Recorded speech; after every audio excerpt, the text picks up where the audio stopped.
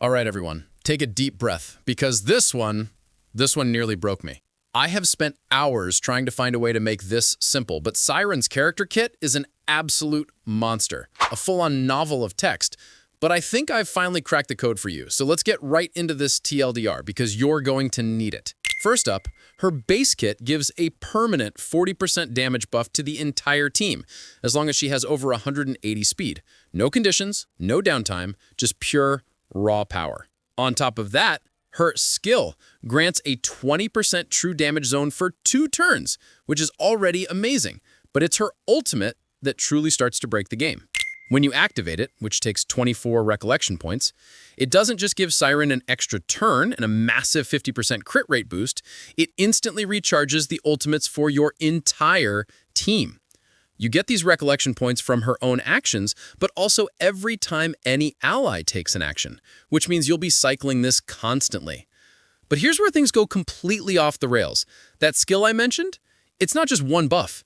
It transforms into a completely unique ability depending on who else is on your team.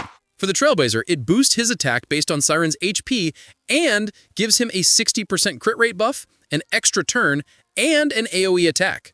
For Aggie, it instantly maxes out her stacks, gives her 70 energy, boosts her damage by 72%, and lets her ignore 36% of the enemy's defense. For Tribby, she ignores defense and gets a follow-up attack. It just keeps going. With My Day, he automatically uses his Godslayer ability without consuming a charge. With Cassie, her healing can now overflow up to 200%, and that overflow directly scales the damage of her exploding dragon attack, which is just absolutely bonkers, especially since the damage multiplier gets even higher if there are fewer enemies.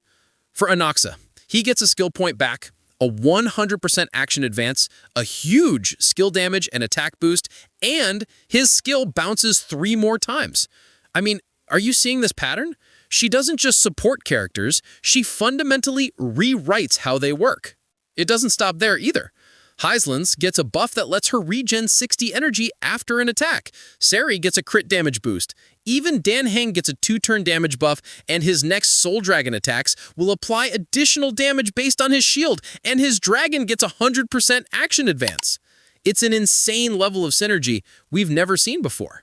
Then you look at her Light Cone and Eidolons. Her Light Cone boosts speed even more and lets her apply vulnerability, and at E2, every ally who gets her buff also permanently increases the team's true damage multiplier, stacking up to 20%. This character isn't just strong, she's a one-woman army that elevates your entire roster to a whole new level. But what do you think? Let me know your thoughts in the comments below. If you enjoyed this breakdown and found it helpful, make sure to subscribe for more. Thanks for watching, take care, and I'll catch you in the next one. Peace.